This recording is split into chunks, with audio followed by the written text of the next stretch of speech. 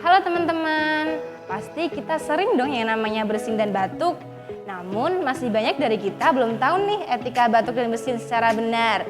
Nah, dari itu yuk simak video ini agar kita lebih tahu.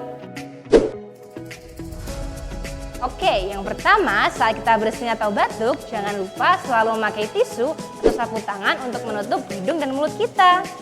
Lalu buanglah tisu yang kita lagi digunakan pada tempat sampah.